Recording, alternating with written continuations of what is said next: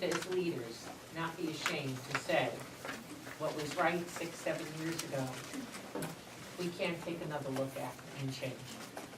Back in November, I started the conversations with the community, mayor's meeting, the first Tuesday of every month. That's where many of you have come and had an opportunity, citizen-driven, free from fear, free of retribution, free of judgment, to express your concerns.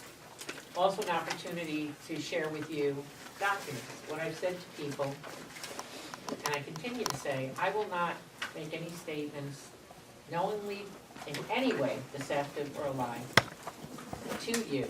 And 90% of the time when I do speak about something, I have documents to prove. But here's the other thing. We heard about documents and the spreadsheets and whatever. The problem is some of those documents are flawed.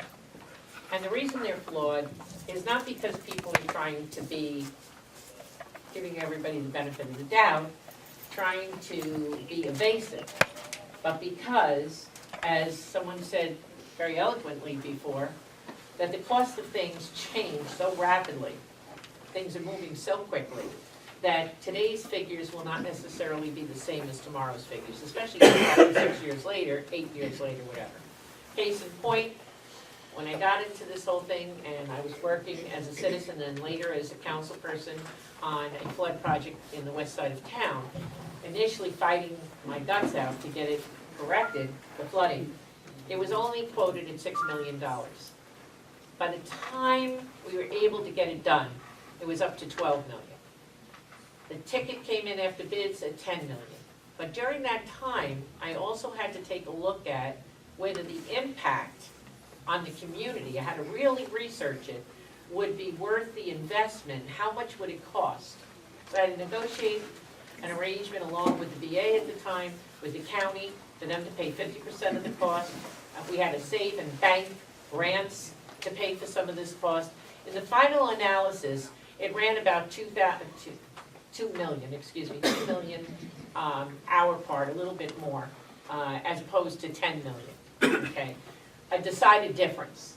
And when it was spread across the board by the CFO and what it would cost to every household, it was pennies, okay? But at one point, as a council person in the 5th Ward, when I was 5th Ward, I was in a position where 400 homes, okay, might not have received that service if in fact it was penalizing to the entire town. So it had to make sense, fiscal sense. And in coming to that decision, it was no easy decision. It took time. But here's the other thing. Had it not been done, they would have raised all those houses and they would have turned it into a floodplain, I was told, which would mean we would have lost 400 ratables. So it's a gift that keeps on giving. That's an investment. You're repairing something, you're clearing up something. We're still struggling just to get the insurance off for those people that no longer have to pay for it, how many years later after it's been completed. So government moves like a snail.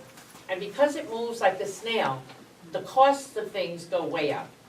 And so we have to analyze sometimes, wait a minute, do we do battle and now maybe the whole the citizens decide they want to do this, or as my illustrious colleague says, it has to be done? I don't believe that's true. But there's penalties, and you need to understand that there are penalties. If you were able to stop it, there could be also, and correct me if I'm wrong, there could be a lawsuit from the developer. Is that correct? There could be. There could be. Doesn't mean it will be, but there'll be a lawsuit that says, listen, I had plans, so it's going to cost you money. I don't want to paint this, you know, with a one-sided brushstroke. I don't like us being financially blackmailed into doing something that is not good for the borough. All I have personally ever wanted from day one was, again, to strip it out, to have as much possible information related to the cost and operation of this process, what we would then have to charge people to use the facilities. And we still, as you heard from everybody else who's been working diligently, independently, you know, of the mayor and council, as well as with me, okay, and some of the people, other people. There still is not a complete comprehensive look at what is going to be. There just isn't. And I feel it's wrong when you're talking a $59 million. And I hope to God there is a way that we can do a halt for a period of time to really tear it apart. Now, let me talk about what my colleague said about the park apartments. There was a lot of pushback, but here's what we did. This is a very important subject. I would like the council to suspend the 5-minute rule. I gave Councilman at Large Atkins ample time to speak multiple times, and any other council person. Yes. I would like the council to suspend the 5-minute rule if they would do so. Are you willing to have a motion to suspend the 5-minute rule? No. Come on. Wow. Wow. Mayor, to your point, you also have spoken quite a bit. Yes. So I think at this point, we should try to move forward. Okay, so if there's no motion for the 5-minute, please, I have to allow for the parliamentary procedure. Parliamentary procedure demands that I ask them, the 5-minute rule never existed before this past year. Okay, they put it on the bylaws. As chair of the meeting, I have to respect the council's wishes. So if we wouldn't have any pushback, I'd appreciate it. And at this point, I'm assuming